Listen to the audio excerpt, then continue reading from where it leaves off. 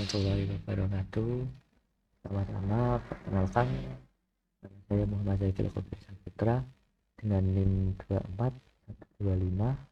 241250000564. Prodi Sistem Informasi kelas karyawan dari Universitas Islam Nahdlatul Ulama.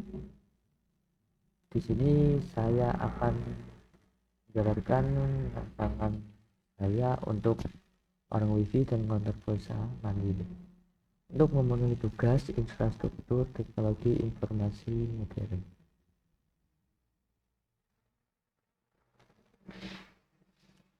Pertama-tama dari pendahuluannya, kebutuhan terhadap akses internet yang cepat dan terjangkau semakin meningkat, terutama di kalangan pelajar yang membutuhkan koneksi stabil untuk kegiatan pembelajaran daring.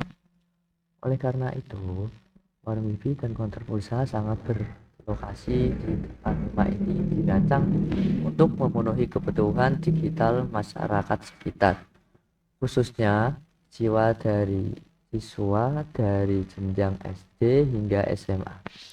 Selain menyediakan koneksi internet melalui jaringan wifi, usaha ini juga melayani penjualan pulsa, tempat listrik, serta pembayaran digital lainnya, sehingga menjadi solusi teknologi terintegrasi di lingkungan rumah.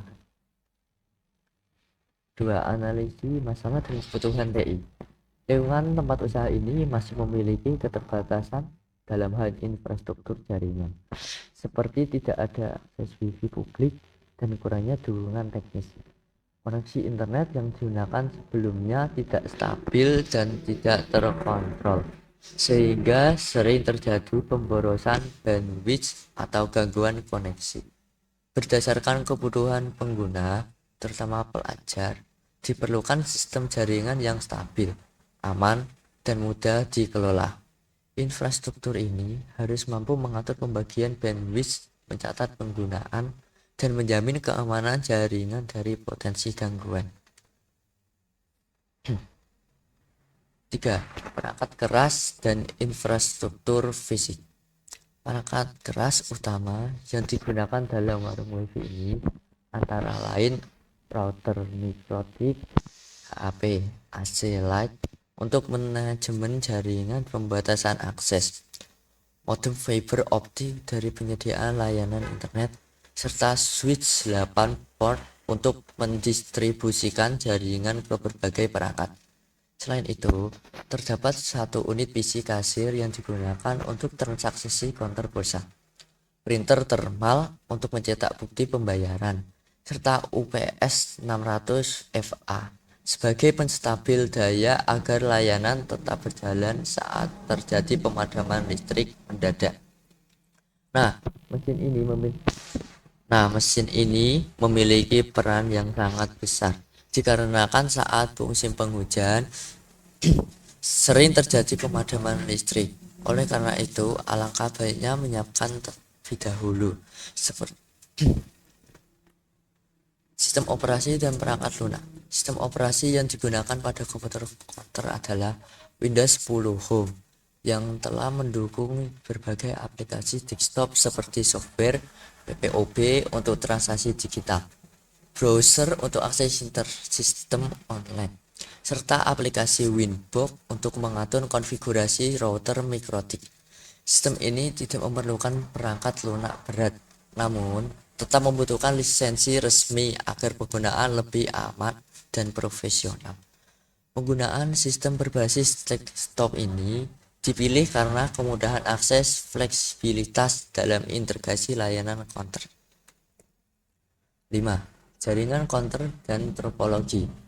Topologi yang digunakan adalah topologi bintang atau star, di mana router menjadi pusat distribusi jaringan yang terhubung ke switch. Kemudian disebarkan ke perangkat-perangkat seperti komputer kasir, akses point tambahan, dan printer. Koneksi internet berasal dari modem fiber yang dihubungkan ke router mikrotik. Dengan konfigurasi ini, jaringan dapat dengan mudah dipantau dan dikelola. Jika diperlukan ekspansi akses point tambahan dapat dipasang untuk memperluas jangkauan sinyal WiFi ke arah sekitar rumah atau luar ruangan. Jaringan untuk low budgetnya bisa menggunakan WiFi repeater atau sering disebut juga mesin penguat WiFi. 6. Estimasi anggaran pengadaan.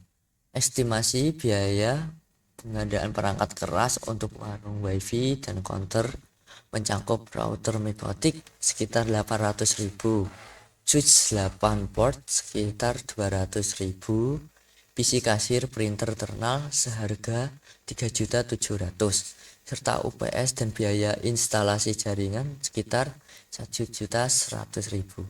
Total biaya awal pengadaan mencapai sekitar 5.850.000.